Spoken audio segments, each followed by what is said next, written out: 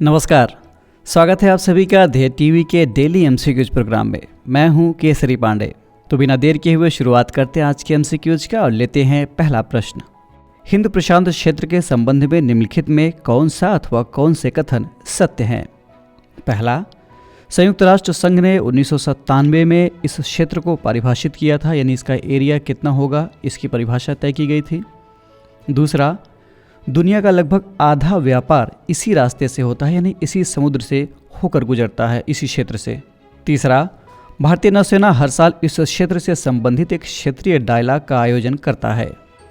आपके विकल्प हैं ए केवल 1 और 3, बी केवल 1 और 2, सी केवल 2 और 3 अथवा ऑप्शन डी 1, 2 और 3।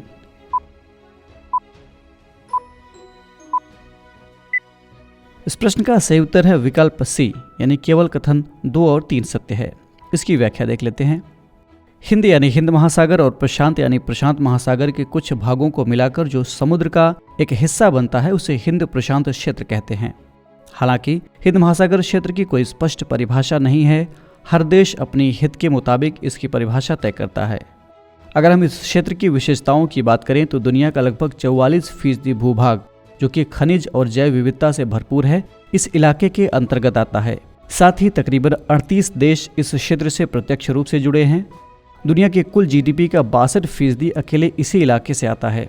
इतना ही नहीं, पूरी दुनिया का लगभग आधा व्यापार इसी रास्ते से होता है। भारत के लिए इंडो पैसिफिक क्षेत्र का अर्थ एक मुक्त, खुले और समावेशी क्षेत्र से है।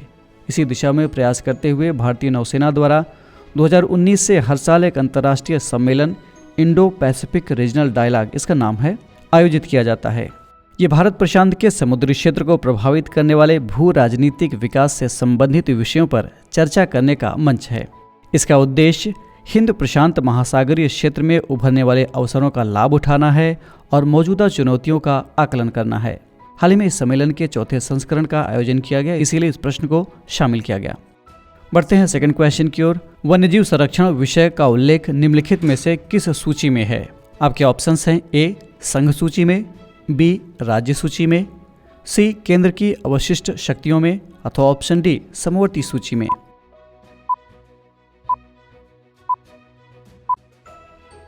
इस प्रश्न का सही उत्तर है विकल्प डी, यानी ये समवर्ती सूची में इसका उल्लेख है। चलिए इसका एक्सप्लेनेशन देख लेते हैं। वन्यजीव संरक्षण समवर्ती सूची का विषय है। इस पर राज्य और केंद्र दोनों ही कानून बना सकते हैं। वन्यजीव संरक्षण का प्रावधान भारतीय संविधान के मूल कर्तव्यों, जिसका उल्लेख संविधान के भाग 4 क के अनुच्छेद 51A क्लाज जी में किया गया है। तो मूल कर्तव्यों में भी वन्यजीव संरक्षण का उल्लेख किया गया है। इसकी जिम्मेदारी भारत की प्रशासनिक एजेंसियों के साथ साथ हम भारतीय नागरिकों की भी है। सरकार ने 1972 में वन्यजीवों की सुरक्षा के लिए वन्यजीव संरक्षण अधिनियम 1972 पारित किया था। हाल ही में इस कानून को और अधिक प्रभावी बनाने के लिए इसको संशोधित किया जा रहा है। अभी यह संशोधन विधेयक राज्यसभा में पारित किया गया है। बढ़ते हैं तीसरे प्रश्न की ओर। टाइम मैगजीन ने Time person of the year 2022 किसे चुना है? आपके ऑप्शंस है A Vladimir Zelensky, B Elon Musk, C Jeff Bezos अथवा ऑप्शन डी कमला हैरिस।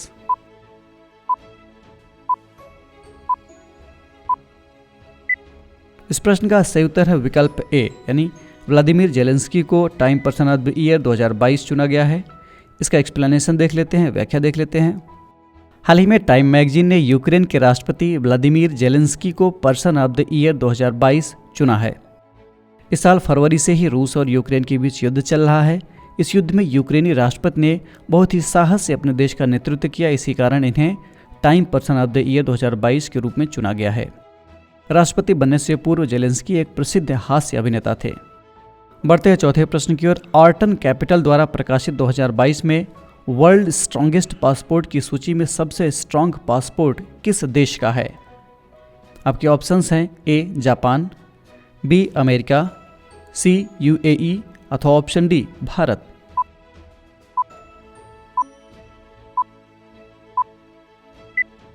इस प्रश्न का सही उत्तर है विकल्प सी, यानी ये यूएई है, यूनाइटेड अरब एमिरेट्स। इसकी व्याख्या देख लेते हैं। हाल ही में ऑर्टन कैपिटल ने वर्ल्ड स्ट्रॉन्गेस्ट पासपोर्ट 2022 की सूची जारी की है, जिसमें यूएई पहले स्थान पर है। इस सूची में भारत की रैंकिंग 87वीं है, जबकि सोमालिया के साथ पाकिस्तान 94वें स्थान पर है। पासपोर्ट की रैंकिंग से पता चलता है कि किसी देश का नागरिक कितने देशों में बिना वीज़ा के प्रवेश पा सकता है। ऑर्टन कैपिटल का पासपोर्ट इंडेक्स वास्तविक समय में अपनी रैंकिंग को अपडेट करता है। इस पर नई वीज़ा छूट और परिवर्तन लागू होते हैं। बढ़ते हैं 5वें प्रश्न की ओर। करेंसी स्वैप समझौता के संदर्भ में निम्नलिखित में कौन सा अथवा कौन से कथन सत्य हैं? पहला, करेंसी स्वैप एग्रीमेंट में दो देशों द्वारा एक दूसरे को दी जाने वाली ब्याज दर बिल्कुल फिक्स्ड होती है। दूसरा, हाल ही में आरबीआई ने सार्क देशों के लिए मुद्रा विनिमय सुविधा के तहत मालदीव मौद्रिक प्राधिकरण के साथ एक ऐसा ही समझौता किया है। आपके ऑप्शंस हैं ए केवल 1, बी केवल 2, सी 1 और 2 दोनों, अथवा ऑप्शन डी ना तो 1 ना ही 2।